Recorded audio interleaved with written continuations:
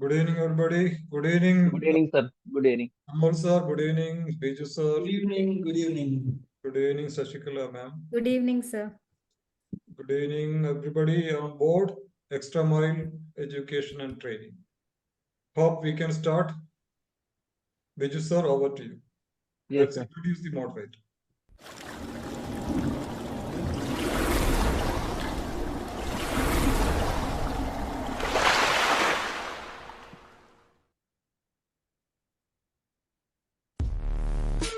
Ms. Shashi Kala embarked on her professional journey at Scope International Standard Chartered Bank, where she served as an incubation coach. Her exceptional performance in this role earned her the distinction of being recognized as an outstanding incubation coach. Driven by her passion for education, Shashi Kala transitioned to teaching in 2017. She started as a primary social teacher after completing her graduation in education. Currently, Shashi Kala is making a significant impact as a secondary social science teacher at Amara Jyoti Public School. With 6.5 years of teaching experience, she has not only excelled in the classroom but also taken on additional responsibilities. Shashi Kala has served as an event in charge and subject in charge for the middle school. Recently, she was entrusted with the role of CCA, co-curricular activities, in charge for the academic year 2024-25 at Amara Jyoti Public School. Your dedication to education and your diverse responsibilities are commendable. Hearty welcome to Extra Mile Education and Training. The stage is yours. Please proceed.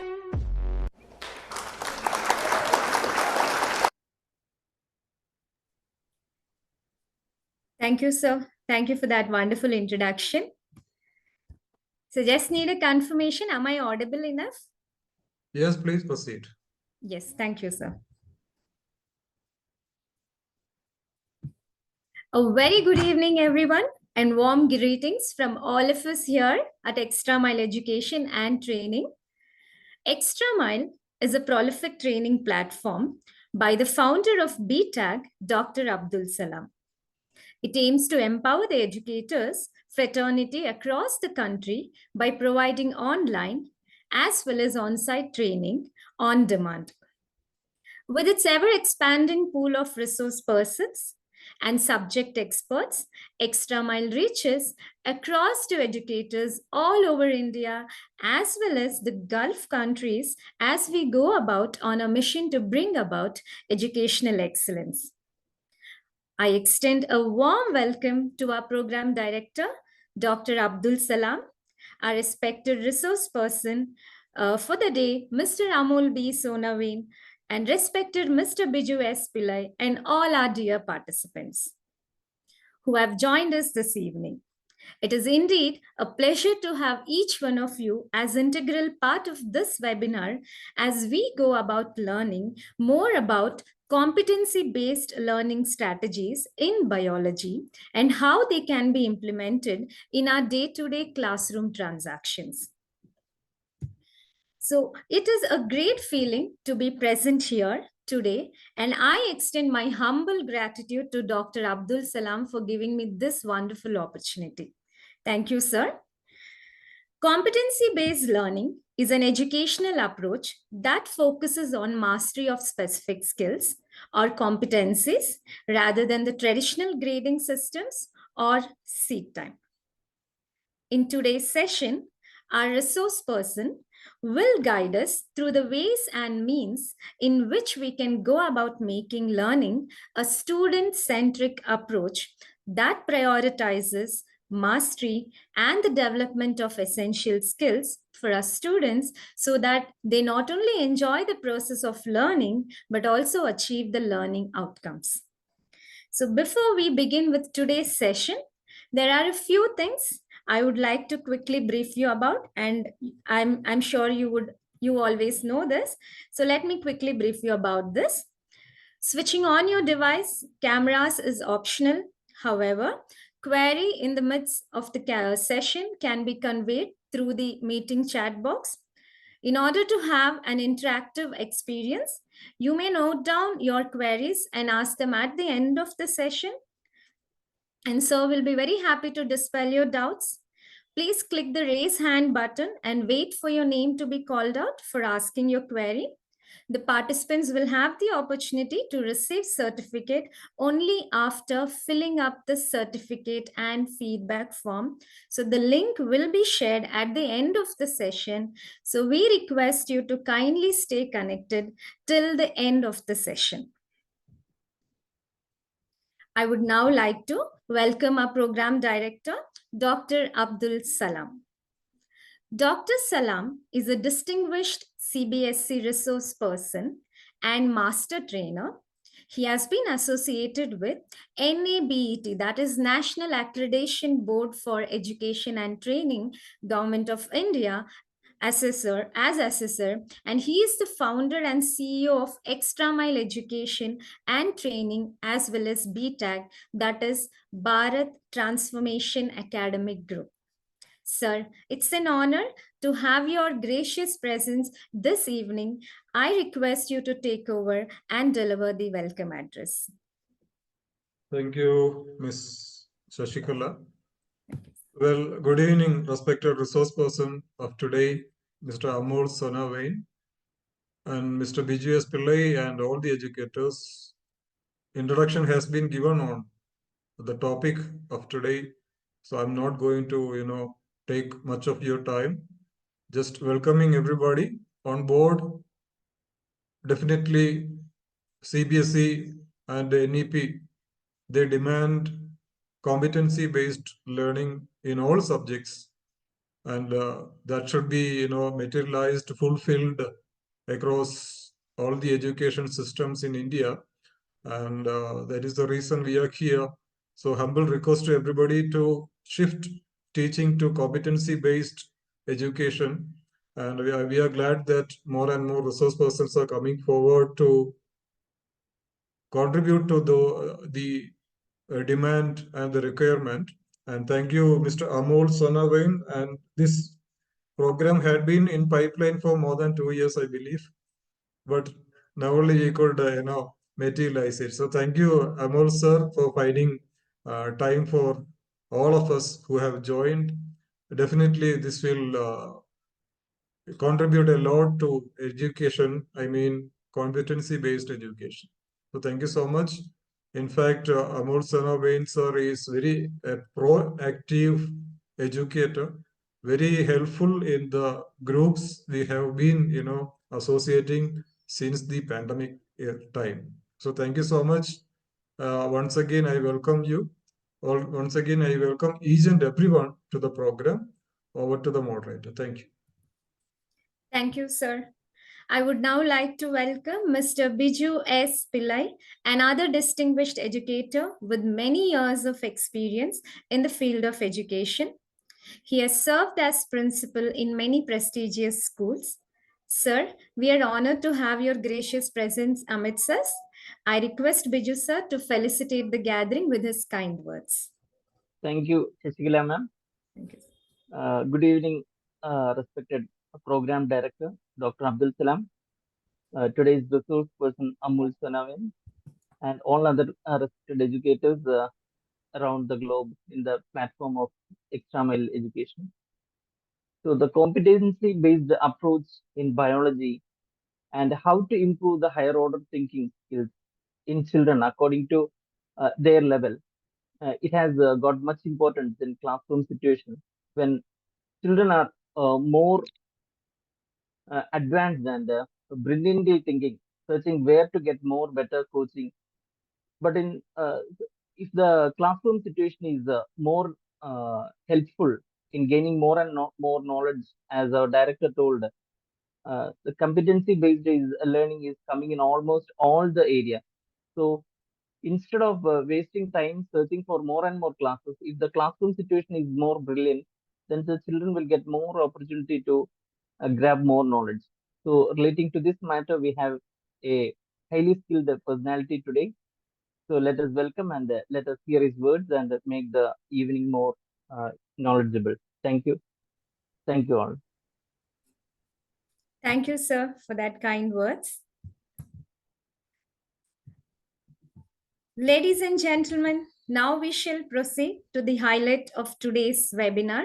Today, amidst us, we have Mr. Amol B. Sonawin, who is one of our most prolific resource persons, and it is a privilege for all of us to have him associated with us on Extra Mile Education and Training. Mr. Amol B. Sonawin is a dedicated and passionate educator with a rich background in biology and teaching. He holds a master degree, MSc in zoology, and a bachelor's in education BEd from Mumbai University.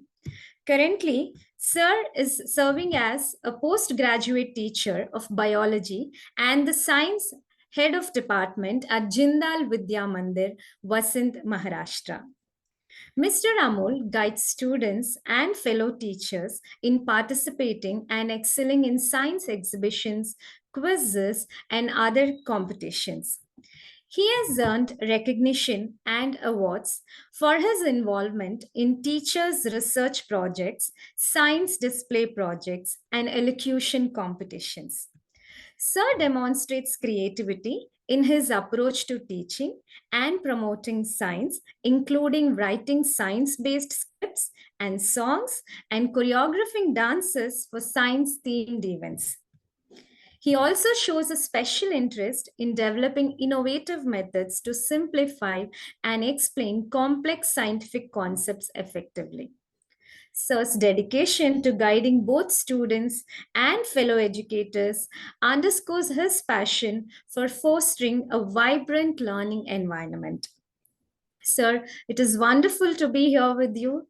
Once again, it's an absolute honor for me to be working with you this evening. On behalf of everyone present, I welcome you and request you to take over the proceedings of the evening.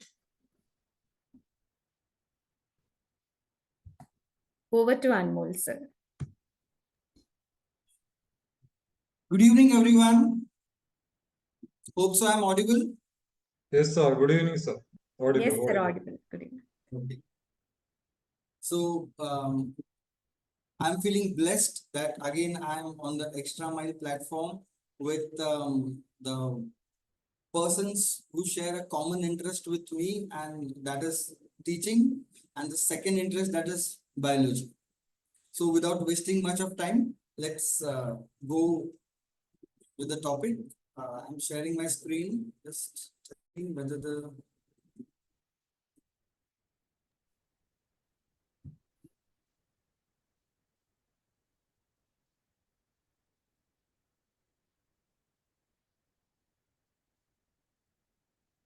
is my screen visible? Yes, sir.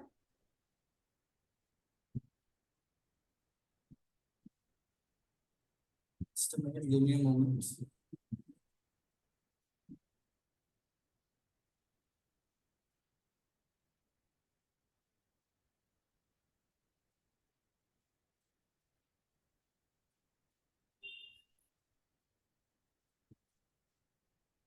Is the PowerPoint presentation visible? Yes, sir. Okay. Yeah, so let us start with, I'm on the first slide now, and as all of us know, it is competency based learning in biology, and of course these are few exemplary strategies because it is an ocean, sky is the limit. So whatever in the classroom teaching learning practices, whatever I'm able to earn, I'm able to learn, a very few of them I will be sharing with you. So all of us know about the basic thing. I will not reveal it. At times I will act with you as if I'm a teacher. At times, of course, we will be on the same platform as sharing the knowledge as an educator. So let us start. Is the next slide visible? Just reply. Yes, sir. Yeah. Okay. Yeah. So yes, now when you see this picture, something comes to mind. So can I get in the chat box like what is coming to the mind? Can I get in the chat? They're saying tree. Yes. Yeah. It's a tree. Um, Yes. Bhuvaneshwari ma'am is saying as evolution. Okay. Yeah, fine. Let's proceed further. Matchstick tree. Yes. It's a tree of matchstick. Now you can see this wall hanging. Yeah. Now you can Bonding. see, yeah, now you can see this garland of daisy flowers.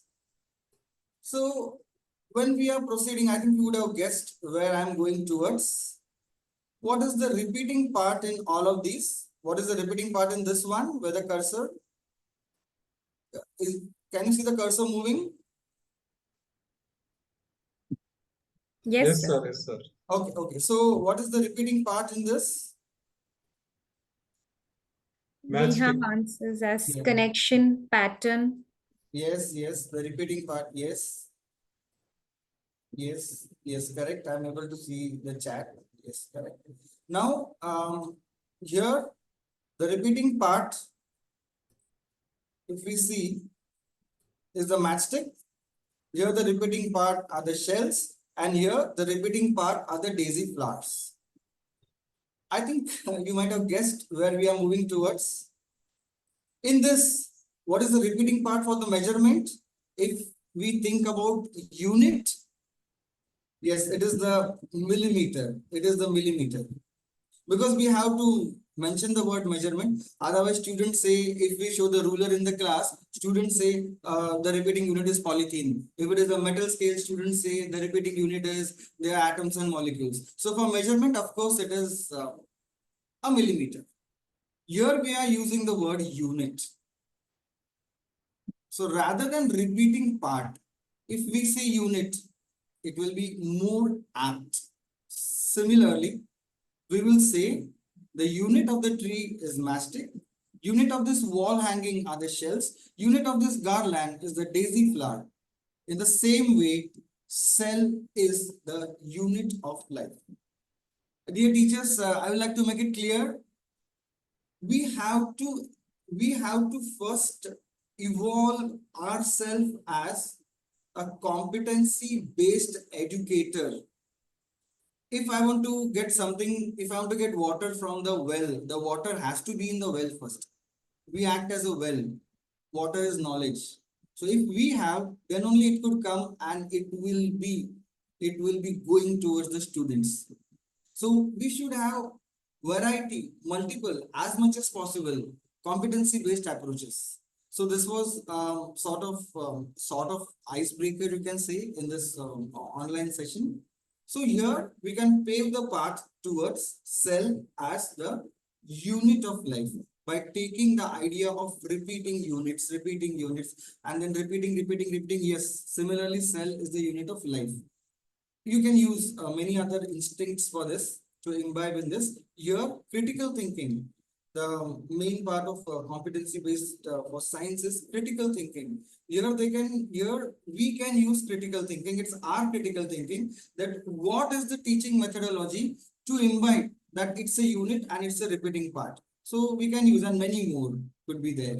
Well, moving ahead, coming to the device, microscope. Now, the definition of microscope, of course, whatever magnifies, whatever gives a magnified image is a microscope. Then it could be a hand lens, it could be a bottle. Students use that bottle and they see through that bottle. They will keep that bottle on the hand and they will see that it's enlarged. We can use this instincts and we can take the thing from them and we can ask them, yes, so what is the difference if you keep the bottle on the hand and now you're observing it and without keeping the bottle on the hand and you're observing. So whatever magnifies, even if it is a droplet of water on the leaf or droplet of water on the palm and is magnifying the lines on the palm, that everything is microscope. So yes, this will instill the approach towards microscope. Yeah. So while proceeding with this chapter, I will request all the educators that let them go to the history of microscopy. I'm trying to open this website. Let us see whether we can go and we can come back. Can you see the website on the screen? The website has opened. Please reply. Is the website seen on the screen? We can see it, sir. Microscope.com. History of microscopes. I'm talking. Yes, history of microscopes. History of microscope. So teachers, let them get a feel that it is from 14th century, and whatever there is in the mind is about Robert Hooke. No doubt, it is a pioneer contribution. But then it started with Zacharias Janssen, who in 1590, of course, the father and son duo, they did this work and created first microscope. Robert Hooke then went with micrographia and all these things we know. So let them explore. When the students will explore the history of microscope, tell them to speak in the class, tell them to present about in the class, tell them that how the microscopes have evolved. Moving ahead, go for a distinction between simple microscope and compound microscope. Anything like the magnifying glass, that is a simple microscope. And if that magnifying glass, I'm using another magnifying glass, I'm using two magnifying glasses. Already I'm magnifying certain thing with the magnifying glass, and I'm using one more magnifying glass I'm using to magnify the image formed by the first magnifying glass. This set is a compound microscope. So let that get drilled in their mind. Even they take a bottle filled with water, it is magnifying something, and then they take a hand lens and they are trying to get a magnified image of that bottle. So that is again a system of compound microscope. If it is one lens system, simple microscope, two lens system, compound microscope. So here where we are trying to sow the seeds of fanning the flames for competency based learning. Competencies are already there. We are here to fan the flames. So this will help there. Further, we can give this example of a dissecting microscope, because of course, dissecting microscope, when they see it's a thing like it is undermined. Oh, okay, dissecting microscope. But then this dissecting microscope from this famous website, I have got it. Like this dissecting microscope was used by Sir Ronald Ross. Let us show this to them, or something like this. Some world famous, maybe it could be a hand lens, maybe it could be dissecting microscope. Here you can share the story of Ronald Ross. Here you can tell them to surf about Ronald Ross, that how that breathtaking discovery is made. The mosquitoes, imagine mosquitoes were dissected on the stage. And after dissecting so many mosquitoes, opening the abdomen of the mosquitoes with those small surgical instruments, finally he came to the conclusion about malaria. Of course, you all might be knowing about this, but then if we proceed for the chapter in this way, definitely it will help. Well, parts of compound microscope, I suggest you that induce this as the first lab activity. In 11th standard, it is the first activity, parts of compound microscope. So let us do it for 9th standard also. In 8th standard classroom, use the compound microscope directly as a teaching aid. Enter the class with the microscope, how it is held in the hand with that position. So it is always better right in 9th standard, where in my school we are having like lab activity, they split in physics, chemistry, bio, group wise, and then they are rolling. So we induce it as the first lab activity, wherein they get hands-on idea about microscope. We can make small groups and let the students handle the microscope, and we have to ask them that to now here again where it comes a competency based approach, that if any part is absent while explaining, after explaining all the parts, it will be course adjustment, fine adjustment, stage, swivel, whatever it is, if any part is absent, child, tell me how will it hinder the process of microscopy, the process of observation. Let it come from them, so we can check their understanding also, and we can induce the competency based approach. Now when it comes from for any sort of practical in biology related to microscope, first of all, let them know the significance of all the requirement. ask them, okay, now you know what all are the requirements. So let us discuss now. Now let us discuss the significance of one of it. During regular practicals, we have to discuss the significance of requirement. Usually it is seen that the students come, they do the practicals, they perform the practicals, but why is this particular requirement used? There is somewhere it's not clear with them. So yes, we can show them this, a thin sliced potato wafer, an onion peel, skin flakes, which we see usually in the winters, and egg membrane. So what you see here is you can see the knife behind this slice. A knife is seen, the knife is visible behind this slice. Onion peel, below the onion peel, the finger is seen. The skin flakes, below, through the skin flakes, we can see the color of the finger. Egg membrane, you can see this egg membrane. Through the egg membrane, you can see the white background, what is there in the inner side of the egg. So what do this prove? That at micro level, the biological specimens are translucent. It is at the very much base of the slide. So biological specimens are translucent. And as biological specimens are translucent and we need to slice it to take thin sections of it. For that, what we need is the stain. It is a stain what we need. It is showing that the meeting will end in 10 minutes. So what we need is the stains, that is significance of stain. In such a case, to provoke their competencies, we can tell them this can go for 11th standard. Like if we don't have stain, then how is the way child you will observe this? If suppose the requirement is not there, or you can dramatize the situation, oh, stain is not there. Now, how could we do? I don't want to cancel the practical. So how could we proceed about it? We can adjust the light, we can adjust the shadow, and using the shadows, we will be able to see at least some things what are there in it.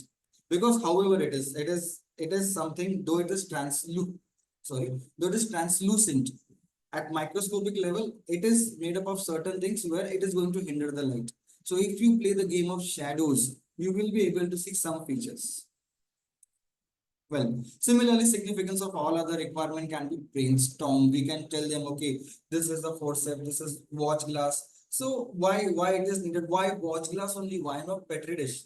Forceps, why will I take a blunt forceps only? Why will I not take the pointed forceps here? Cover slip, what is the need of it? Why I'm taking water? Why I'm not taking alcohol? Or why I'm not taking surgical spirit? Why mounting needle? Why only I'm taking paintbrush? Yeah, will it be okay if paintbrush is not there and I'm spreading it with finger? If I'm spreading it with finger, then what precaution should I take? So etc. etc. We can go for this. Well, now in the definition of cell, we say it one of the part in the definition, we say it as basic unit of life. So this can be asked that justify cell as the basic unit of life. To justify it as basic unit of life, it must be made clear that the smallest structure, the unicellular structure, that is also a cell.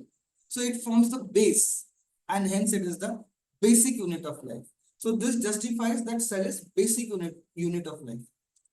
Cell as structural and functional unit of life. When we see a textbook, 9th standard textbook, we see that there are only human cells shown in the variety. So we can tell them that let us explore more human body parts. Apart from these cells, whatever is there in your book, you can go for other body parts and just find out the cells.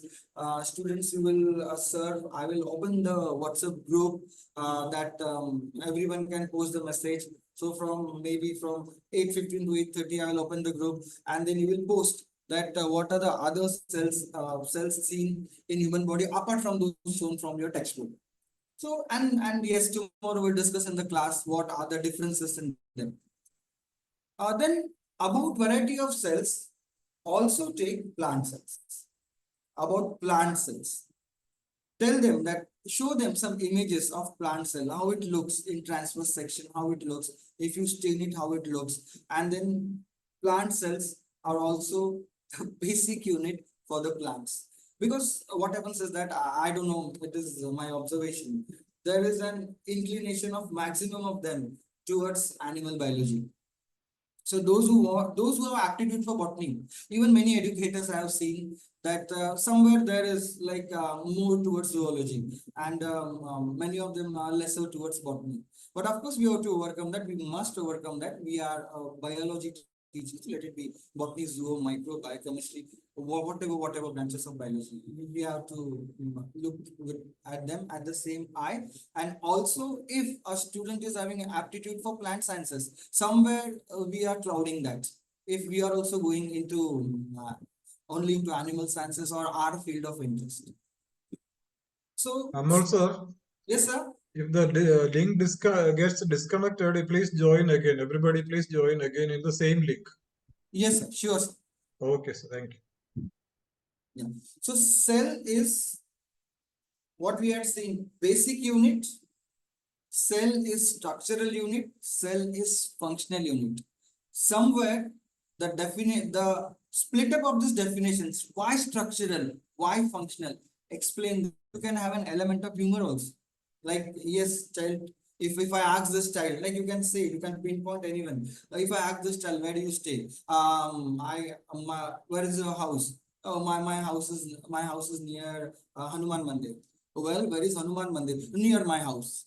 So it creates a wave of silent humor in the class. The mood changes. So that is what. Why structural? Because it has to perform that function. Why that function? Because it has that structure. So structure and functional, you can't separate the split up definitions and split up explanations of that. Imbibe that in their mind. That cell is a structural, functional, basic. Continuing it further, maybe this can go for 11th standard as explorative thing, self-duplicating and autonomous unit of life. So in the definition, when we say cell is a basic, structural, functional unit of life. So let them understand it is a basic unit, it is a structural unit, it is a functional unit, it is a self-duplicating unit, and it is an autonomous unit. And this can be explained because, of course, cell divides omnicellular, acellular. Cells are formed from the previous cells, autonomous unit, because cell is self-dependent. Well, coming to the structure of this plasma membrane, when we go for plasma membrane, this is the best thing what I have found out to explain. Suppose if there is smoke in the room, and if there is smoke in the room, outside there is fresh air. I open the door. What will happen? The smoke will move out. Vice versa, smoke will come in. Now here, give some situation in a different way.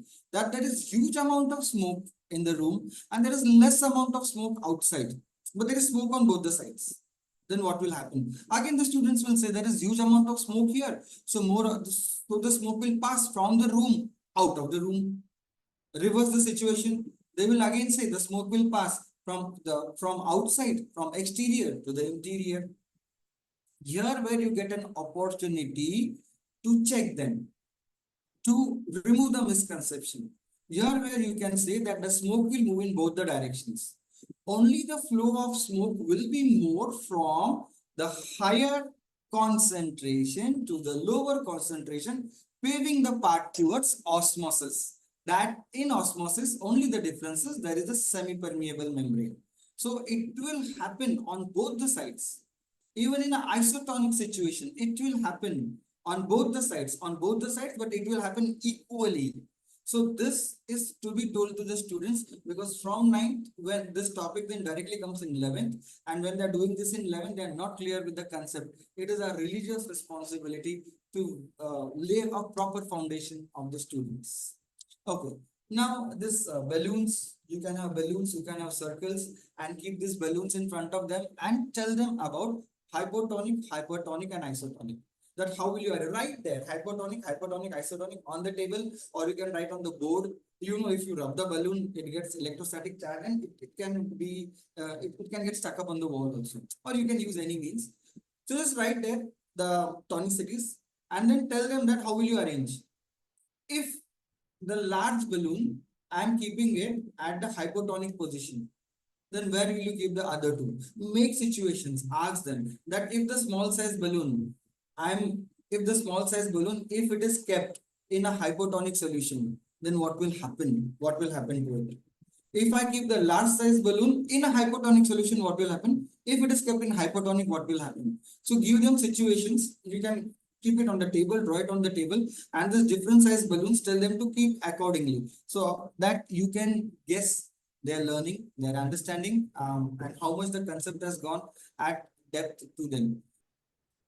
Making it clear-cut understanding about the nucleus, the chromosome, and chromatin. We use either the chalk talk method or we show presentation directly in which they are seeing some images and all. But somewhere it is not getting, the things are not getting cleared into the mind when some questions are asked or when it is tested in some different way. We decipher that we need to. And the chromosomes are drawn as an outline or we draw just as X. So that gives a wrong feeling that chromosome is also a membrane bound cell organelle, where chromosomes are not. So chromosomes, we can compare it with threads or we can compare it with such yarns. As you can see here, two yarns, two bundles of thread of different color we can see. And then yes, when you tell it in the class by any way, that when this thread will be, when you will lose this out, when you will remove these threads, you will see that it has become an entangled mass. So this is like similar to chromosomes, and here it is similar to chromatin.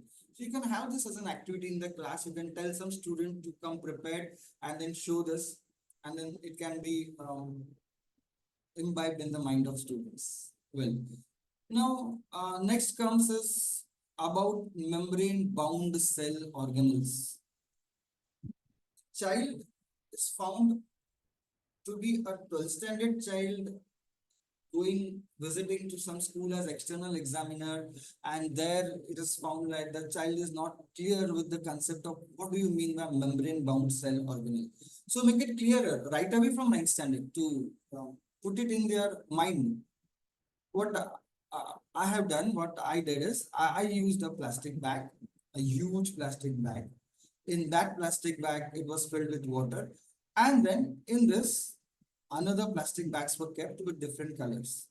As you can see that here it is the plasma membrane, which is around the cell, the outermost, the limiting membrane, the outermost limiting membrane, plasma membrane made up of lipids and proteins. This, in this situation here, the bigger bag made up of polythene. Now you can see here the cell organelles. They are also made up of lipids and proteins. Their boundary is made up of lipids and proteins. Same way here, it is the same material. What you see in this bigger plastic bag and the same material you see which are there in the smaller plastic bags. So here it is plasma membrane. The whole cell is plasma membrane bound, and these parts are membrane bound. Here it is polythene bound, and here again it is polythene bound. So same material. The cytoplasm inside signifies the fluid inside this plastic bag. So you do this or tell any student to do this, you will see that the concept of membrane bound cell organelles is clear. But then why these things are membrane bound? What is the need? Why this division of labor? So for this, the example what I give is like for compartmentalization. It's like imagine a 5-bedroom hall kitchen flat. Everyone has their personal washrooms, personal bed, but the only condition is you don't have the dividing walls. And at that time, you see the face of students. They look at each other, they laugh, but they start imagining, oh my God, what will happen in such situation? Of course, in such situation, even one member of the family has to use the washroom. They have to drive everyone outside through the main door. So that is the significance of compartmentalization. You are getting scope to do your activities without interference and without disturbing others. Same way here is a similar situation that in this membrane bound compartments, the activities are formed which you are going to learn children. And if it's a 11th standard class, they know it. They have learned this already in their 9th standard. The mitochondria, the plastics, blah, blah, blah, whatever. They have learned about it. So that is it. This will provoke, evoke, or instill the competency-based approach in the mind of students. Yeah.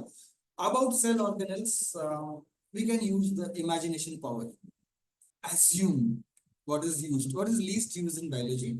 But then yes, we can use the imagination power. Students, imagine this classroom, you are inside the cell.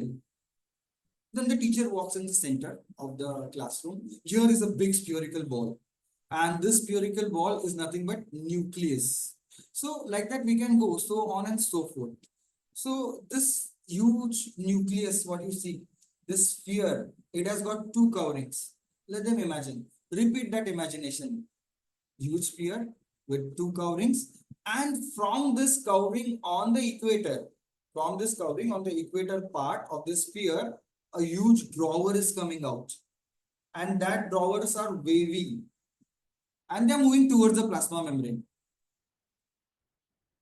This is the endoplasmic reticulum, students. Somewhat similar. This is to lay the foundation about endoplasmic reticulum. You can show a 3D graphic about it, but then directly showing the 3D graphic, somewhere they just see and it is left out. But when it is put into their imagination that how it could be, the situation could be, and then moving further regarding this, when I describe the entire cell, that here will be the Golgi in this classroom, here will be a lysosome, and then I tell them that imagine the top floor, the floor on which of our classroom, it is made up of glass. And then you are observing it from that top floor with a drone, or you are observing it. How will be the top view? Children, that is what the diagrams are. The diagrams are actually 2D views, 2D images. What you are seeing it from the top. So whenever they will see any diagram, they will think about it. What could be its 3D? Fine. Taking the imagination further, I'll tell you about Golgi bodies.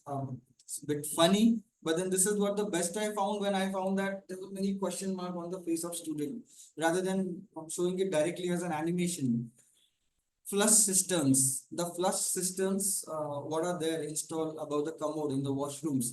If you see the structure of their mouth, this itself is, of course, this is called a cistern. So make them imagine a cistern. You have imagined the nucleus, you have imagined the wavy drawers which are endoplasmic reticulum. Now here in this corner near this wall are many such cisterns placed one behind other, and these systems are connected with each other. There is a connectivity. So this is what is the Golgi bodies. In this you can take an opportunity to tell the motivational story of Camillo Golgi. It is mentioned in the yellow strip. Of course, that can be given as a homework to read, and the next day we can ask them. But yes, as Sir Ronald Ross, here also like Camillo Golgi, it is something like hats off, where he has worked in the abandoned kitchen of his institute, converted into lab, and then day and night work, and he found out the stain for the neurons. Moving ahead, mitochondria. Give them a situation. There are two boxes, and in this box, cut to cut, a cloth is kept. In another box, the cloth is kept cut to cut, but then it has got many foldings. Label this as A, label this as B, and ask them which will be having more surface area. Definitely, they come with the answer. This one, which is having foldings, will be of more surface area, and that is the logic. After describing the structure of mitochondria, this is the logic that definitely it gets more surface area because it has to perform such an important reaction of releasing adenosine triphosphate, ATP. And as it has got its own DNA and own ribosomes, we call it as semi-autonomous. Earlier, we have explained them that cell is an autonomous unit of life. So mitochondria does such an important function that it doesn't have to stay on the nucleus. It doesn't have to stay dependent on the nucleus much. So it has got its own DNA so that it can do the reactions. Why to wait that the signal will go to the nucleus, then it will come and then it will perform. As the function is so crucial. So this compartment of mitochondria has this provision given by nature. Yes, and then after explaining plastids, let it come from them. The children are explaining about mitochondria. Now you give me the logic that why this is about the plastids. Why the inner membrane of plastid is not folded. What is the significance? What is that compensates it here? So let it come from them. Well, coming to lysosomes, we call them as suicide bags. Then why they are called as suicide bags? what exactly suicide bags are. You can tell them the story. You can show the video on YouTube from the movie Captain America. A situation in Captain America, the villain is Hydra. The first fight of Captain America with that Hydra person, Captain America attacks and that person is caught. And then when the person is caught, somewhere in his mouth, he has got a small capsule-like structure where he's breaking it with his teeth, and that is poison what comes out. And then all there is froth on the face, and then the person like dies. So it was inside the mouth of the person. It was a suicide bag. So lysosomes, they are called as suicide bags of the cells. Of course, you all will be explaining that, and then the explanation proceeds as we go. The function of lysosomes, what will happen? Now there always comes a question, sir, do suicide bags, if they explode, what will happen? Maybe in 9th standard, if the question comes, tell them to explore about lysosomal diseases. Even in 11th standard, you can tell them as an exploratory thing, provoking their competencies that children, yes, there are exceptions that in certain case, when the cell is alive, at that time the lysosome breaks open. So those are the lysosomal diseases. Find out more about lysosomal diseases and speak in the class tomorrow. Well, coming to vacuole, this is the elephant yam and these are the colocasia leaves. So after the function of vacuole and all, especially in 11th standard, no one is stopping you to explain it to 9th standards also. So here, you can tell them that in these preparations, their slices, especially of the elephant yam, their slices are kept in buttermilk before moving ahead with the preparation. The colocasia leaves, they are soaked in tamarind water before going for its preparation. So why it is so? Because the vacuole contains excretory waste of the plant, that is the crystals.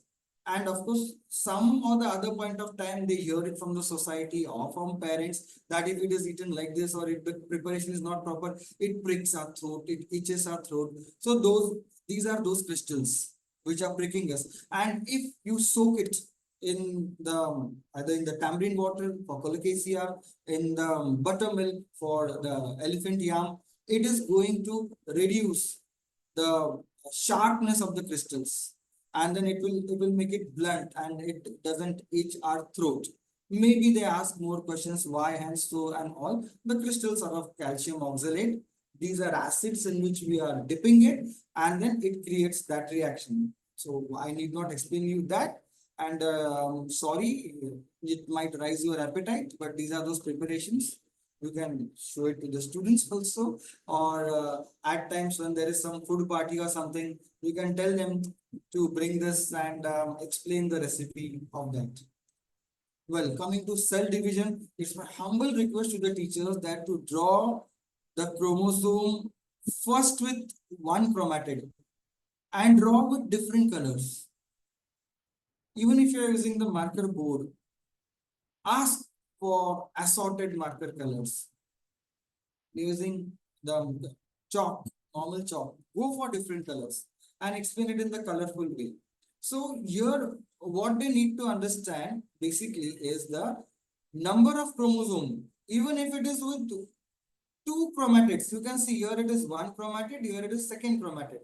The number of chromosome, I will count this as one chromosome, and here also I will count it as one chromosome.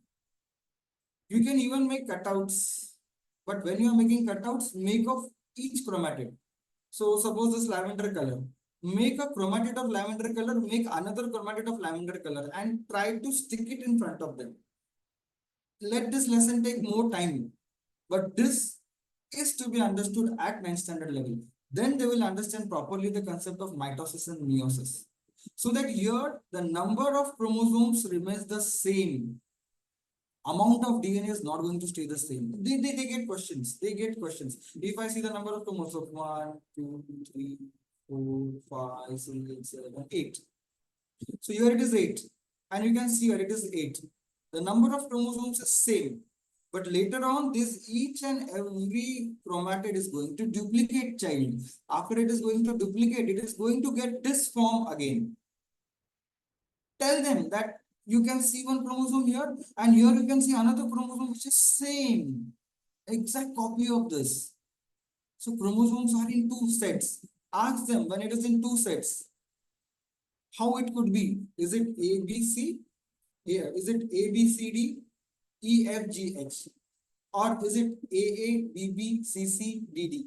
Somewhere in the class, pave a path for this explanation. And further, of course, then you all know it from meiosis also. Make this situation, tell the difference. Yet here, these are breaking. Each chromatid is moving towards the pole. And here the chromosomes are aligning on the equatorial plane of the cell. They must imagine, they must understand it is equatorial plane. It is not a line in the circle. Again, give them imagination that this classroom, if I draw from the center, if I install a plate here throughout at the center of this classroom, it will be the equatorial plane of this classroom. So like that, the chromosomes are arranged on the equatorial plane. It is not so that they are exactly in a straight line. Attention, arranged in lines. So on and so forth. Your explanation can go in depth for the 11th graders and for the 12th graders. Yeah. Now, coming to anatomy like things. Before going to anatomy, going for any anatomy class, before starting that, let's have this starters for them about the logic of transverse section and lateral section. So here, if you see, it's duster. I took a easily available tool in the classroom. Keep this duster in front of them and tell them that if I take the slice of this duster, how this slice will be seen. If I take the slice of this duster, how this slice will be seen. Just draw it, children. Yes, it is there. Yeah, it will go down. Correct. Then it will move ahead. Definitely, they will come up with something like this. Definitely, they will come with something like this. Now, what about this way? If you see children, yes, some of them they draw just a box. Some of them will draw one line, once rectangle. Below that, they will draw the another rectangle. In this situation, what you are seeing here, if you have a duster with a furrow like this, and then below this, they will draw the sponge, which is used to draw. Now here there are two dusters, one above another. Definitely, they will draw this. They will repeat this again, and then they will draw the sponge, and then they will draw the exact replica of this below it. So this is how you are imbibing the logic of transverse sections. Yeah. Now give them situation that of course this is my marker pen, this is a pen.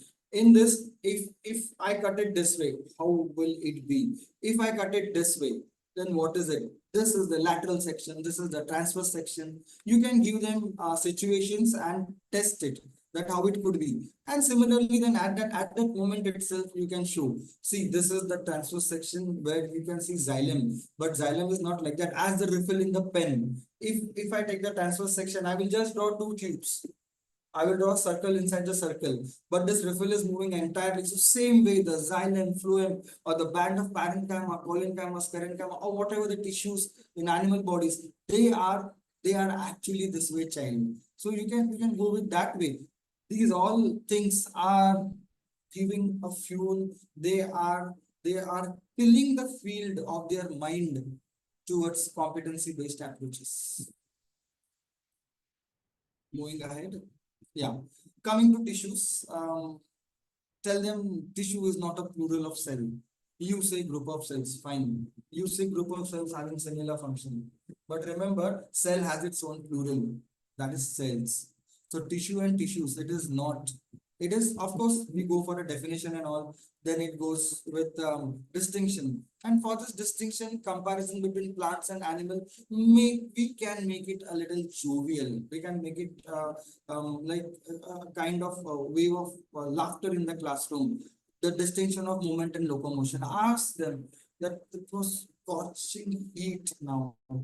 And have you ever seen in the summer vacation that there's a huge tree and the tree is asking that let my few branches be inside?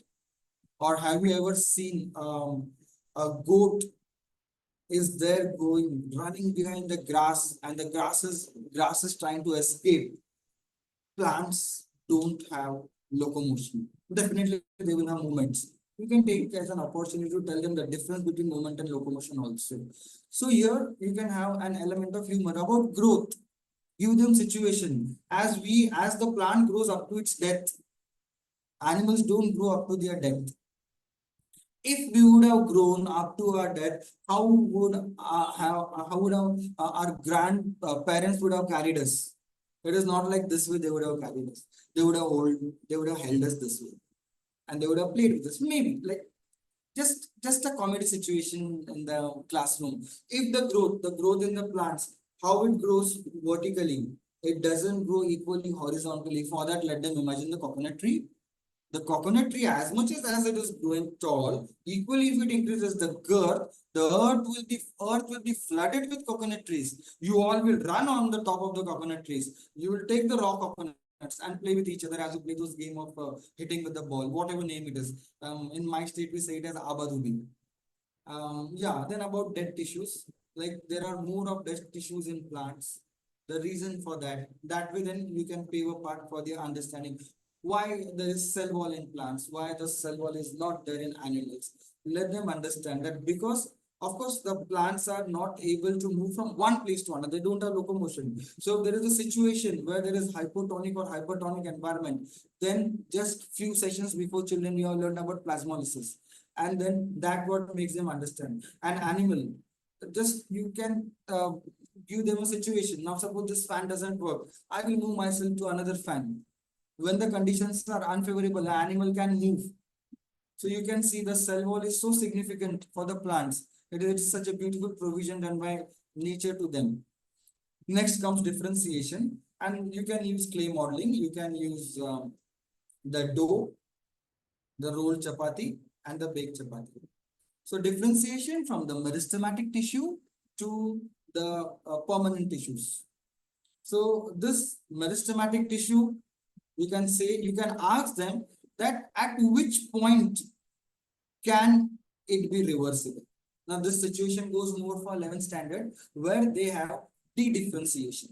This dough, the chapati is rolled, and after the chapati is rolled, it can again be dismantled, or it can again be broken, converted into a ball again, and we can put it into the dough. So parenchyma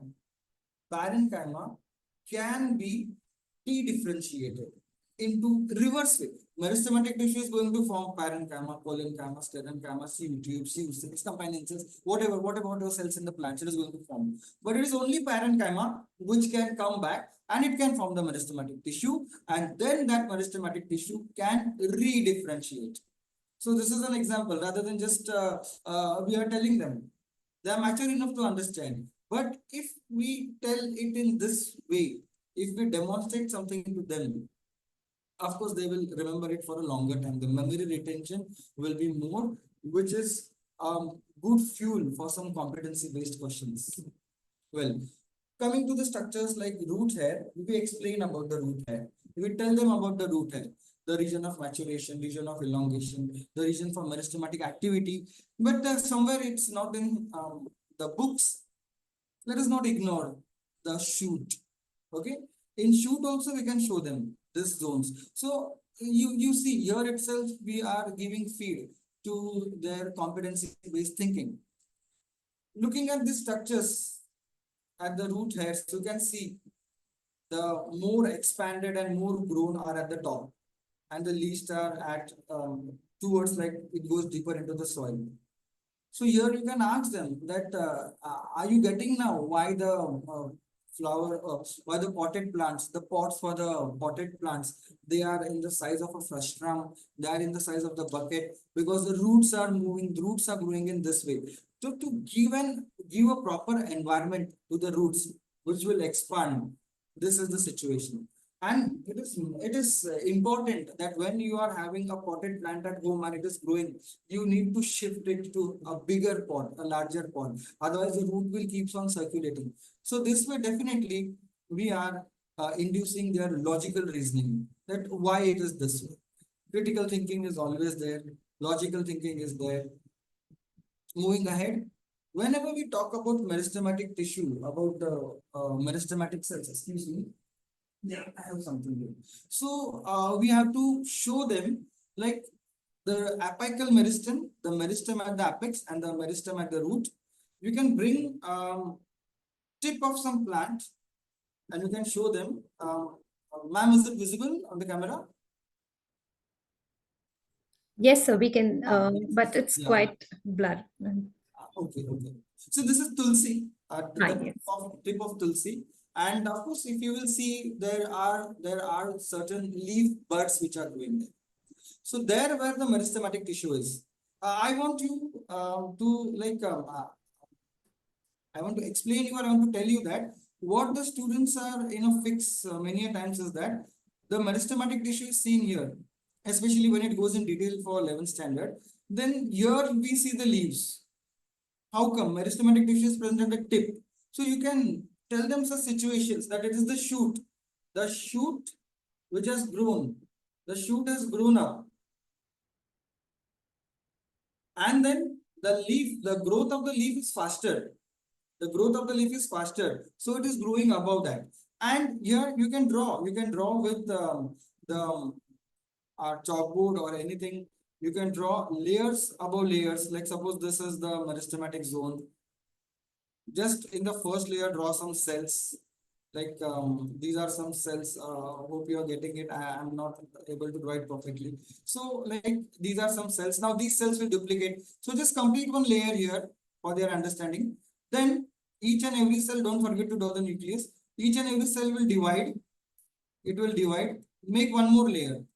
Now after you make few layers, then of course just tell them now I will just draw the lines here. That these are layer after layers of meristematic tissue cells. And as this meristematic tissue cells are growing, the cells which are left here below, now at this zone, they will start differentiating into parenchyma, collenchyma, sclerenchyma, components of xylem, components of phloem. It is this zone. So it is like this zone somewhere from where the leaf has emerged and it has gone up. This situation usually arises mostly in 11th standard where you are explaining this to them. So it will be always better if you show them these images and explain them. Yeah. So here again it is the picture is clearer where they get the terms like leaf primordium, apical meristem. Here it's a huge leaf, the structure of leaf. You can again and again compare this with that. Okay. Now, while explaining about collenchyma, when we explain about collenchyma, there draw a cell of parenchyma. You have not yet told them. You draw a cell of parenchyma. You explain them about collenchyma. Let the cell of parenchyma be on the board.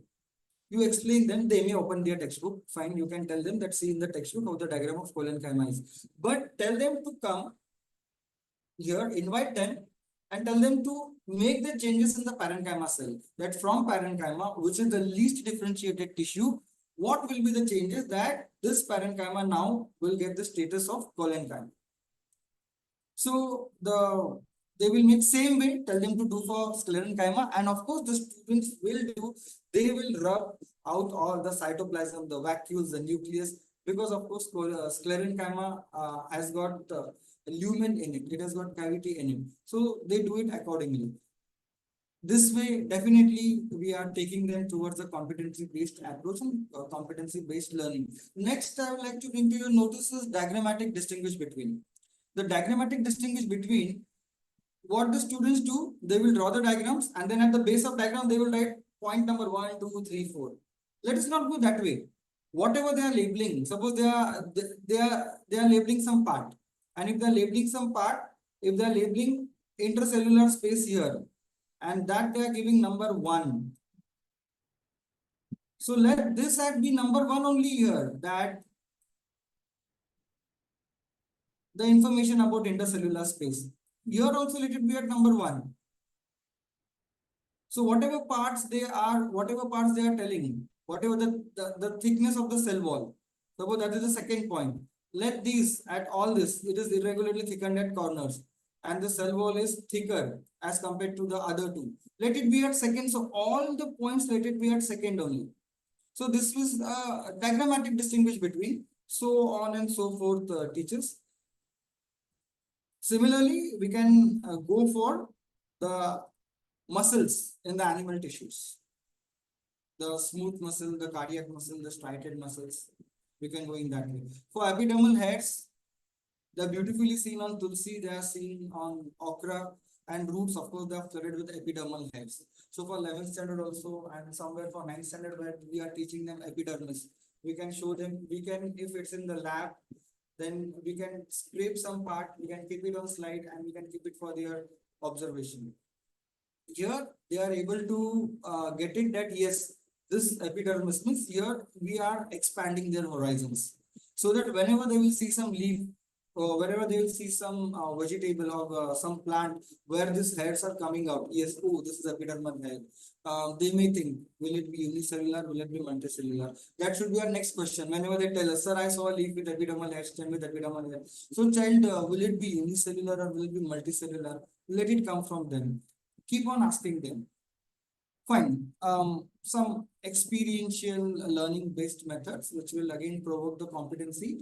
In our classroom, there are rows and columns. If not, for this activity, we should arrange the class in proper shape with proper rows. Give them a situation that all the bench one, all those who are on the first bench, they will cut the outline of a doll. The next bench will draw the eyes, nose, they will pass it. Third bench, they will color the dress. Fourth bench, they will draw shoes and they will color it. The doll may take a shape like this. Now here what we are explaining them is achieving the common target. Achieving the common target of making a doll. But every component has got a different function. Every component has got a different function. The common target is making a doll. The common target is transporting water. But every component has a different function. Let it be the xylem parenchyma, let it be the trachees, let it be the vessels, whatever it is. The common target is transport of food. Then let it be sieve cells, companion cells, sieve tube, phloem parenchyma, phloem fibers. Somewhere they will contribute, and collective result is the transport of food in the phloem. So this way, if you see benchwise, any benchwise, you can say yes, this situation is there in simple tissues.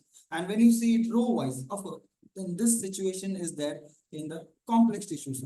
Do this thing, you see definitely it goes very properly in their mind. Then this will go for 10th graders, especially where they are having distinguish between transport of xylem and transport of phloem. For 9th standard components, one student is xylem, one is phloem. They are telling about themselves. I have this, then they will say I have this. In me, only one cell is living. In me, only one cell is dead. Tell them to be a model and you explain. Means the child will explain. That be a model and tell one feature, one distinguishing feature, and they come up with beautiful distinguishing features. At times you can't even imagine when they talk about that. Same work, we can do it for simple tissues also, like they can dramatize the distinguish between. Wooden articles in the kitchen, we can show them, and we can ask them that, see, this is wood. How come wood is holding it? What is this exactly? That it is impervious to water and gases. Yes, you are paving the path, you are taking them towards the suberized cell walls. And those suberized cell walls are there in the wood. So they are impervious to gases, they are impervious to water also. Well, some analogies while going towards some animal tissues. Like these are the questions. After constructing wall of a building with bricks, what will be the next? Plastering, they will answer. We will not leave it like that. Then on both sides, yes sir, on both sides. Then which plaster is harder? The outer one. Take this as an opportunity which we get from them to explain the epithelial tissues, the outer lining and the inner lining. They only said that the outer plaster is harder, the inner plaster is smooth. The outer plaster is harder, the skin.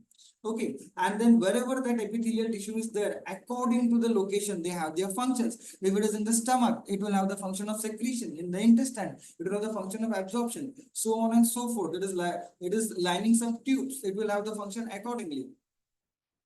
Then same way about the floors. On the tile, on the floor, there are tiles. Do you have distance in between those tiles? No. Why? To make it a perfect protection. Same way these cells of the epithelial tissue, they are tightly packed. And it so happened in my classroom, I gave them activity that how are we going to show this? So they came up with wonderful things, and they used matchboxes, and they use two drawers of the matchboxes. And then while we are telling about epithelial tissue, that they don't have cell cementing substance. So what it is the cell to cell connection. So how will you show it? So they stitch those boxes, and they had shown that. So on and so forth. We can get these things done from them. This is what here you can see they are stitching and they are making it. This is the interior of this matchbox. Here this child is actually measuring the microscope and trying to make the microscope cap, which I always give them how to make a holder for mobiles and to take the photograph. Though we get good adapters, though we have digital microscope, but of course this will give you exercise. It will be a brain gym for them. Here I told them, child, I want to explain the cell, and I want to use the matchstick. So then they came up with the idea. It was like I got substitution. I came to know the next day I have substitution. I went in that class and told them that we have to do these activities. So what will you do? So these girls, they came up, they made a house of matchstick, and they said, yes, sir. So this is how you can explain to the next batch that what is the building block of this. Yeah. Coming to the topic like improvement in resources, tell them that different type of doughs, different type of chapatis or different type of flours. How could what is the difference you feel? So you are feeling this difference. Then can you roll a chapati out of the floor of backyard beans? Can you roll a chapati? Give them situations. Give them different grains, different pulses. If we grind them, can you make a flour out of that? So like that, give them situations and then explain them something called as consistency, something called as the desired agronomic characters. So here we are trying to make them understand that we are focusing on a particular character because we need to improve that food resource. We need to work on that food resource. That food resource is significant eating wise, it is palatable, and then just 1 minute left, teachers. The meeting will end. We will rejoin it. So this is giving them idea. You can ask them about any food material. The pizza base. What is their favorite food? Of course, at that time, hammer. That is a junk food. That what the regular junk food you eat. The pizza base. You can't make it from the regular wheat. Find it out. Which tell them like find it out. Which type of wheat is used to make the pizza base? Is it the same what you use for chapati? Ask them. So you can, in my state, there is a preparation made from wheat called as kurdeyu. So there, the wheat use is a bit different to get proper consistencies. We can go towards desirable agronomic characters. So this desirable agronomic characters are different for different crops. Here, while explaining this, you can see these are different parts of plants which they have learned way earlier in their 6th standard. So here we can have we can ask them questions where they should rectify us. That groundnut, will I use the leaf? I think groundnut leaf is used. No, it is the seed. So like that they will come. So tell them to rectify a statement, and then they come up with proper this thing. Sugarcane, we are using the stem. We will never use the root of sugarcane. As in the case of carrot, we are using the root. So on and so forth. Saffron, we are using the flower. We will never use the flower of spinach because yes, we need it as per our requirement. And when we are telling about manure and fertilizer, the teachers tell them to do this activity. And in 8th standard, they are having it in crop production, first chapter. They are given this experiment where they are showing about like manure versus fertilizer and all. But when they are doing it in 9th standard or when they are doing it, Sorry to interrupt you. Sound is not that audible. now is it audible? Yes, sir. Now it's better. Thank you, sir. Yeah, manure and fertilizer. Let us go it with measurable experiments. Let them measure the things.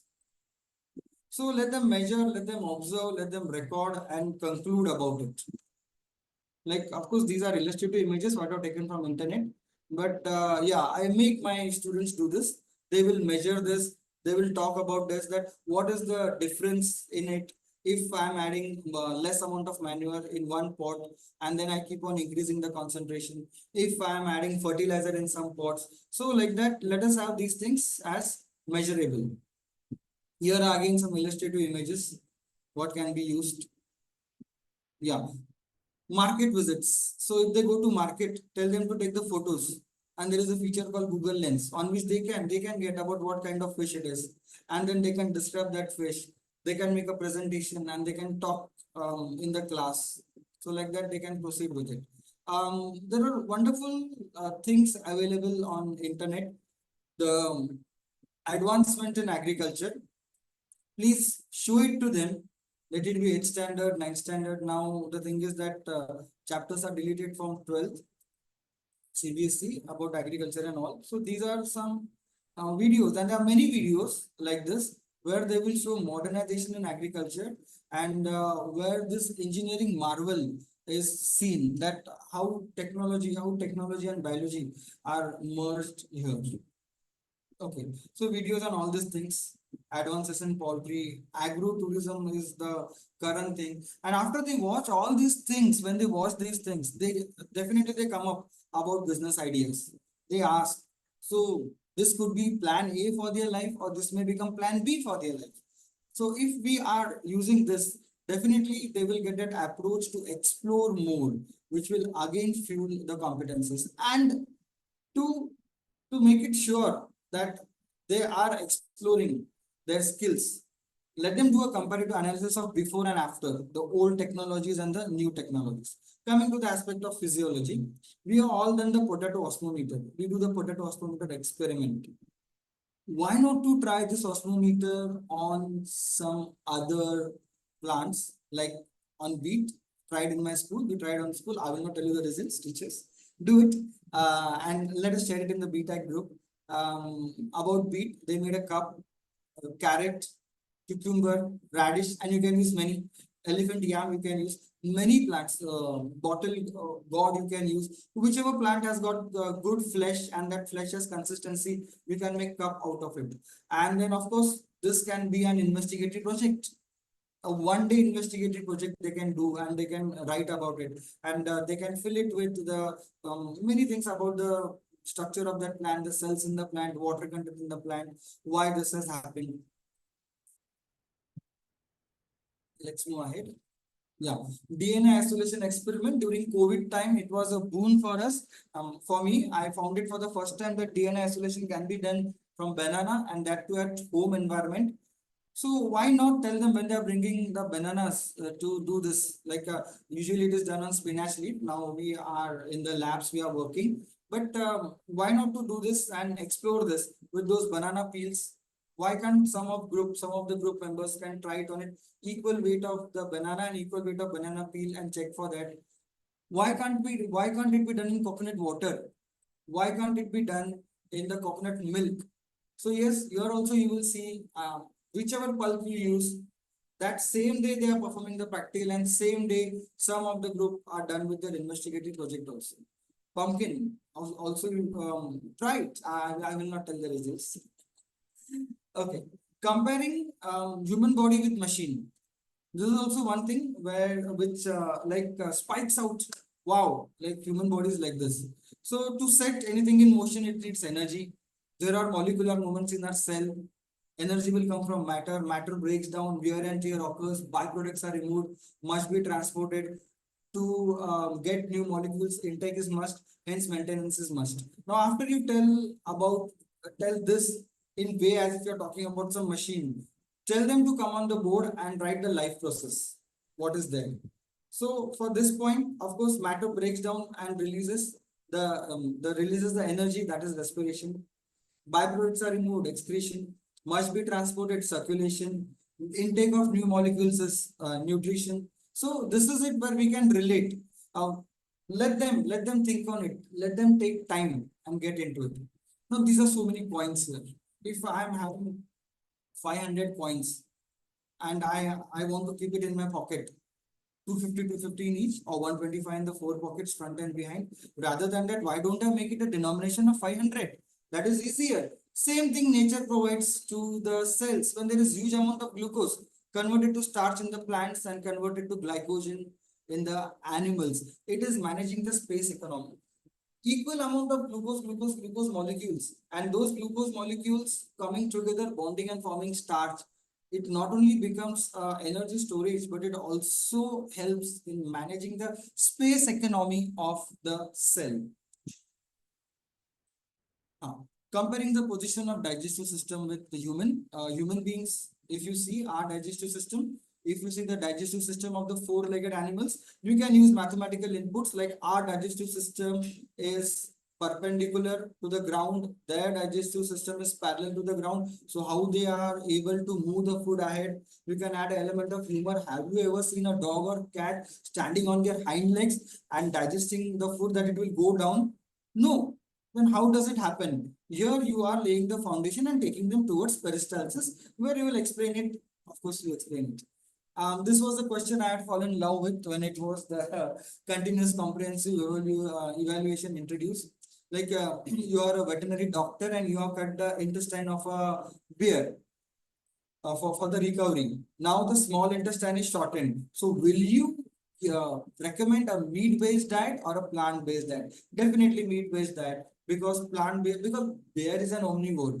It can eat plant also, it can eat meat also. But in here we will recommend meat-based diet because it takes lesser time to digest. The herbivores, they have a longer small intestine. Carnivores have a smaller small intestine. So asking this type of questions also in the class will provoke, evoke, imbibe, drill competency in them. Another type, like if the ducts are tied, the bile duct, the pancreatic duct, if they are tied, what would happen? You will get nice answers from them. Here are some images, excretion in plants, to show that how are the excretory things happening in the plant apart from the vacuoles. So it is better that we show some pictorial input for them and relate them with real life situations. Like they have some leaves from which latex comes out. They have seen raisins at some point of life. So these all, then rubber is a well-known thing, the rubber latex. So these all things will relate, and then they will have their observation, which is again a great fuel to competency. This rubber tube is air is removed out. Nowadays, we are using tubeless tires. This is the anatomy of a tubeless tire. If I remove the air from this, you see it is contracted completely. Here, if you see, it is not. It is not getting in the same way as it is happening. So if I want to make this, that even if the air is not there, what will I do, children? I want it to stay in the extended position, even if the air is not there. Yes, then we will stick something around it. They will come up that when we will inflate it and we will stick something around it with Fevikwik, we will stick some circles at various places so that even if the air is removed. So that is what the rings of cartilage in the respiratory system, it works. It keeps the trachea in the extended position. This is a pipe, the plants are being watered, and when the plants are being watered, if I want to take it, give them that this is a pipe and I want the water is reaching up to the third bench in the classroom. I want it to go towards the sixth bench and I can't increase the flow. Immediately they say, sir, we will cover the mouth of the pipe halfway. So yes, what has happened here? If you have covered the mouth halfway, you have reduced the diameter. You have reduced the diameter, the speed has increased. So as the speed has increased, now here it is something, the same situation in the nephron. The afferent and efferent arterioles could be explained at 10th standard also, and more needed for 11th standard, that as the diameter is reduced, the speed increases and then it will aid urine formation. This is that I would like to share. Today only a student brought this and he gave to me, and he is a kinesthetic child. Like the child who caters to more of playway method, and they understand that not that good in studies, but then just I explained while explaining respiration, mechanism of respiration. Immediately next day he came with this bottle and he just made it and he had shown that it would work this way. Now why I'm showing it here? Here, of course, for 11th standard, you can use this model, a little bigger balloon for IRB, ERB, and RB. So the respiratory volumes can be explained. You can take this, you can connect it with a tube, inverted test tube. You can keep it in a trough through which the water is entering. You know how the oxygen gas is collected, the water goes down, the process of creating oxygen, the water is going down. So if this is connected to that type of setup, you will see that the water in the test tube is going down. So here you can measure all these volumes and like they can get a better idea about this. Fine. Arrange for stethoscope beforehand in the classroom. Take the help from the parent or doctors. Tell the students to measure it, measure the heartbeat, note it down, make them run on the ground, staircase, jump in the class, and afterwards tell them to measure each other's heartbeat and note down. Definitely, of course, you know what it will lead to, the understanding of which topic. Transportation in plants, and the point to ponder here, xylem they understand, many things about phloem they understand, but somewhere we should bring to their notice is differential transport of phloem. Why phloem? This differential transport is that phloem carries the product of photosynthesis and the demand of every part of plant is different. As the demand is different, the phloem has to have a cap on its transport. So in phloem, the transport is differential. In xylem, the transport is not differential. Well, about the transmission of nerve impulse in physiology, it is best explained by animated videos. And if you have any other method to explain, do share in our BTech WhatsApp group. So I will learn it. Well, coming to the trophic moments, it is always better to tell the student that they will keep it in the classroom window, they will cover it in a box, and they will learn about this. Yeah, a game of passing the papers. A teacher is standing in front, teacher is with a pile of papers, and it is passed to student 1, student 2, student 3, student 4. However you arrange, we can use those rows. It is passed. Every student is keeping a paper with them. It has been passed. It has been passed. Stop. Why stop? When it comes to the last paper, then the teacher will take the paper. Suppose I am distributing with the right hand. It is going to the students. And when it will reach to the last student, it should go in a circular way. If it is going to the last student, when it will come to me again, then I will get a signal that enough. Now everybody has got the papers. Similar situation lies nothing else than the feedback mechanism of the hormones.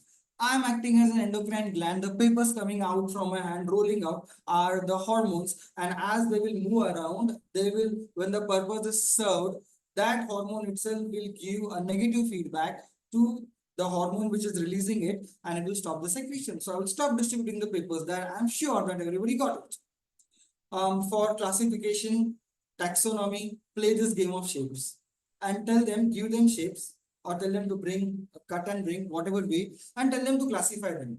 That what would be the two bigger criteria?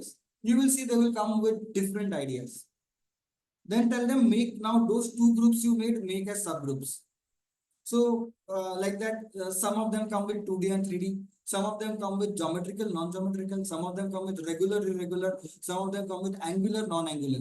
So in that angular, non-angular, they will come with 2D and 3D. So on and so forth. Here, what we have to tell them is that just for few shapes, you see, looking at the criteria for classification, you see there are so much of difference of opinion. So to classify millions of organisms, how tough it is for the taxonomist, where you think that, oh, it's so boring, but try to imagine that what great work they have done. They have made it so easy. So to classify, we should have a broader thing at the base.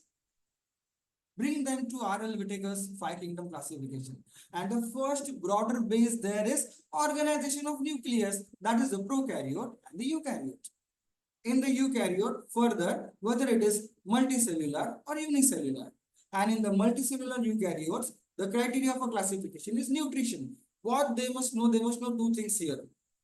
If you have to group something, groups are formed because of differences.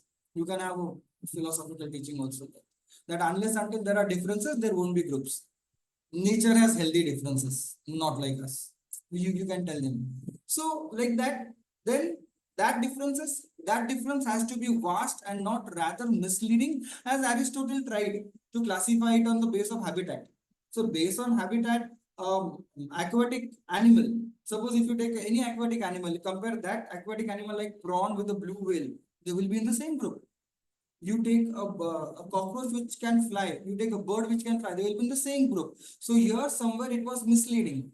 So to avoid that thing, we have to see a broader way where at the first level itself, you will take maximum number of organisms or structures. And at every point of time, let it be plant kingdom, let it be animal kingdom, after biological classification or after the first chapter when you are teaching, remind us, keep these papers of this game of shapes, what they have done, keep it with you, and every time you remind them that, see, this is how, this is the thing, this is the criteria for classification.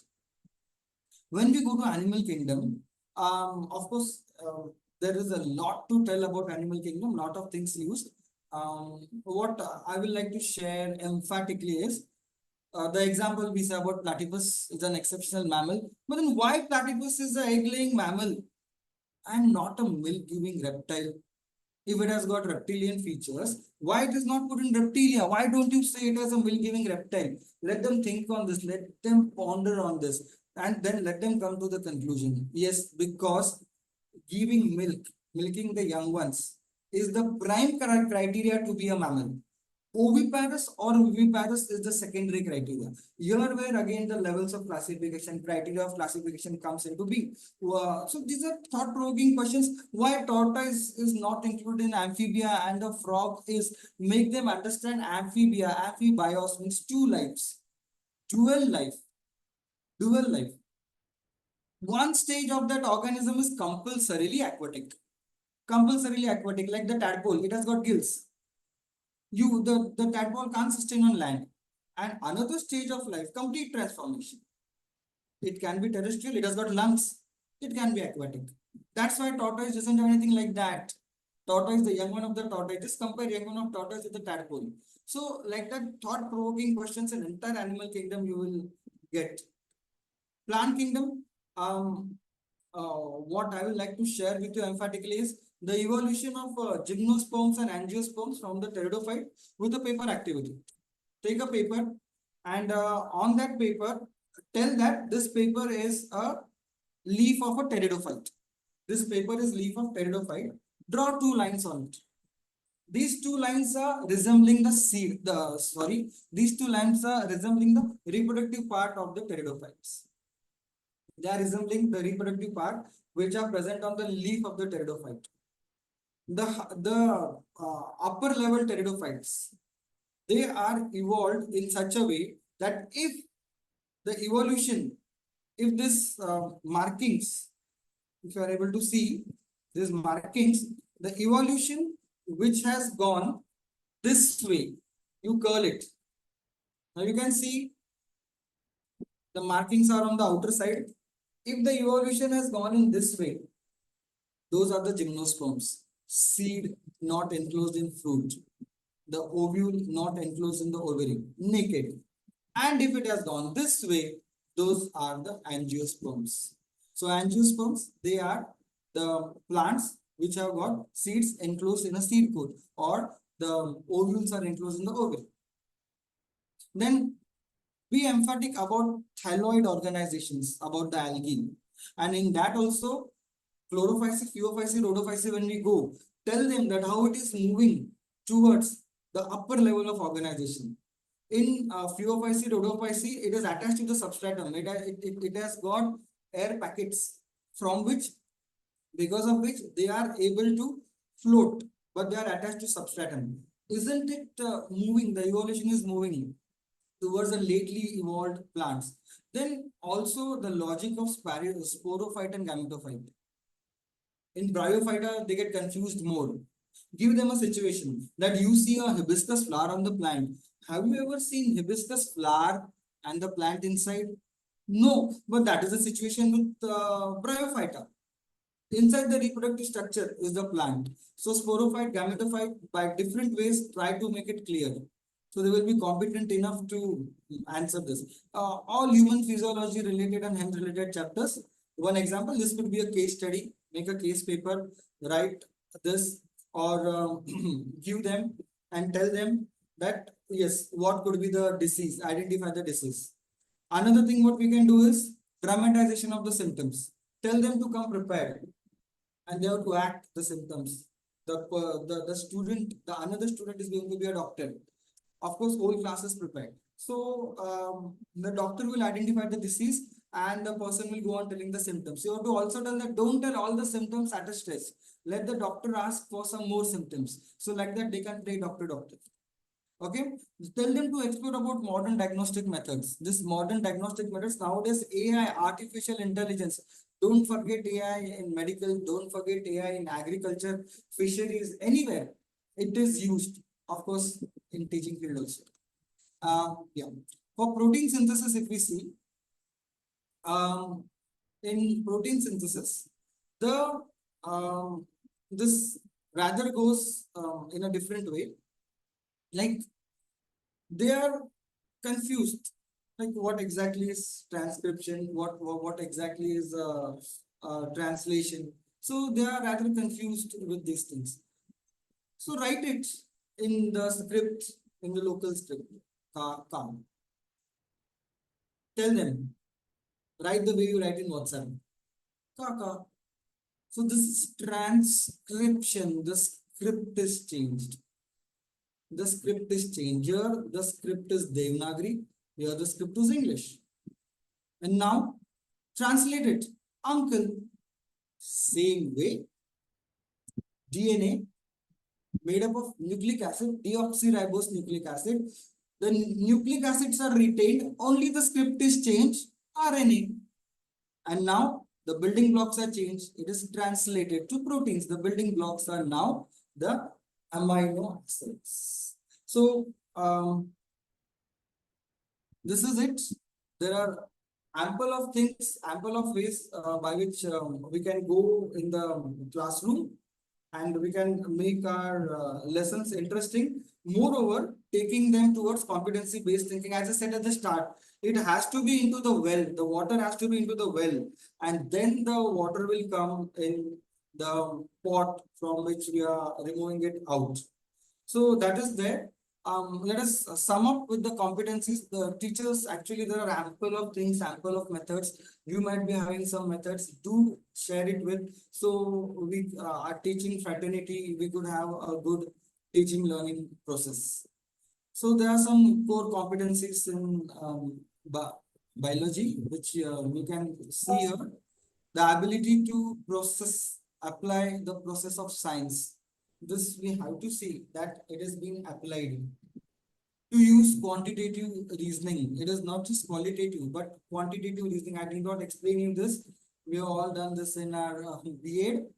Ability to use modeling and simulation, like model making for them. Simple example, like that they can make models and they can do simulations. Ability to tap interdisciplinary nature of science, to communicate and collaborate with others, like playing some games and all. So like that, it can have those collaborative skills. Ability to understand the relationship between science and society, very much important. So these are there. I will like to share some videos with you, which just a minute. Yeah.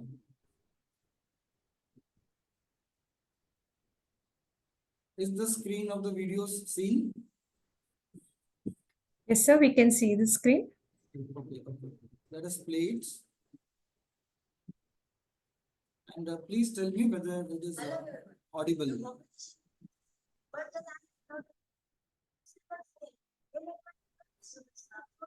So we can see a screen, but not the video. The video is not seen? No. Okay, fine. Give me a moment.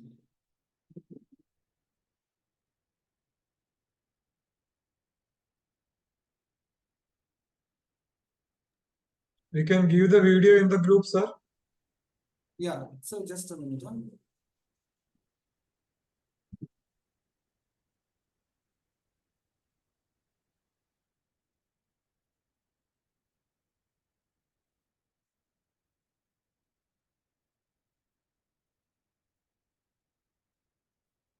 Just a minute.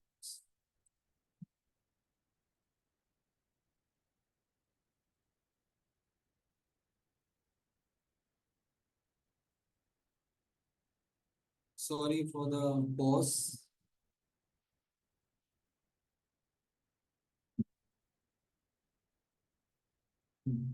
Yeah.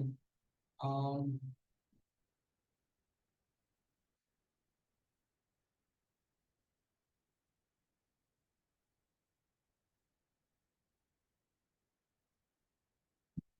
is the screen seen about these videos are seen here? Yes, sir. Yes. So this is what the students have worked. Like they are. Hello everyone. The population Is the video seen now? Yes, sir. but the land is not simple speak. Element students not food, certainty, hunger, and malnutrition. Also, we are clear about the hazards of chemical fertilizers and pesticides. We need to work on this food insecurity. Yeah. So the students have using their competencies, they have made this project, and together I don't want to release the suspense. So one by one, I'll play the video.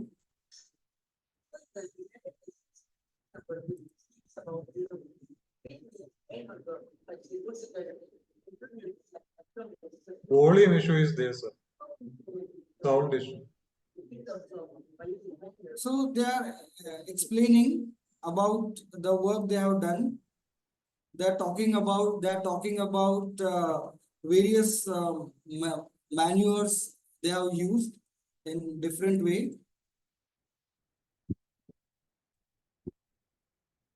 I'll show you the main thing where So, for this project, we have developed potato peels and onion peels. is the video audible? Yes, sir. Pretty audible. We have made its ash. You can see the ash. They have made the ash from potato peels and onion peels, and the concept was like the onion ash, the onion peels, they are not even used as animal food. It is a sheer waste. So they did this, and then And they then we have developed graph as a plant model for our experiment. And we have taken two different types of soil. This is soil with proven fertility, which we have taken from the fields. And this is soil from the fallow land, in which so they use soil from different lands, and some soils they made acidic, some soils they made basic, and in that they added. I'm just making it ahead. In that they added the ash, and you can see the child is measuring it. So after measuring it, they came to the conclusions. They use this ash in this hydroponic tower. This you can see hydroponic ash solution. and we have made certain innovation in the hydroponic tower. So for that, we have added onion peel ash in it.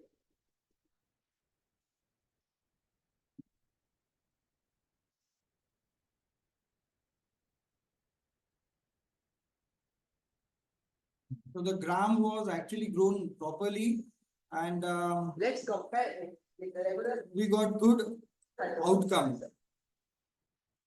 Here, you can see the root growth of It is like water, normal water, what that child was showing, and the growth of roots in that. And now he's measuring, he's showing it. Here, you can see this. The weight measures 3.5 centimeters. And from the hydroponic, From a hydroponic tower, it measures 6.5 centimeters.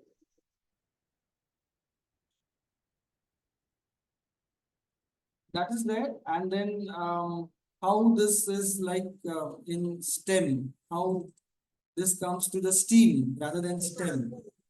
It's a stupid nerd. This is an example of it.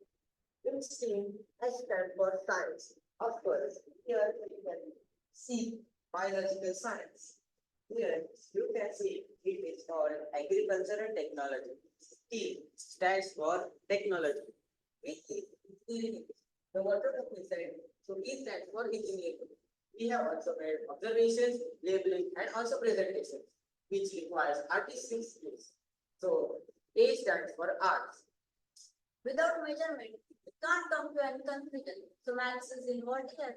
M stands for mathematics. So this was there, and then the conclusion. We have unspended teachers and also This is there. without their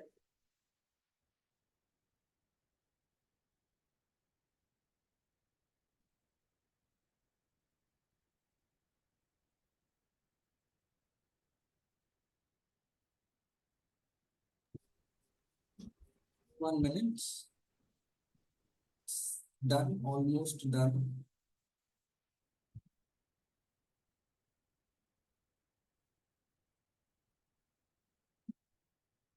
So these competencies in biology, we have to make it in such a way that their competencies we are giving a feed. So let it be any competency based question, they will be able to answer.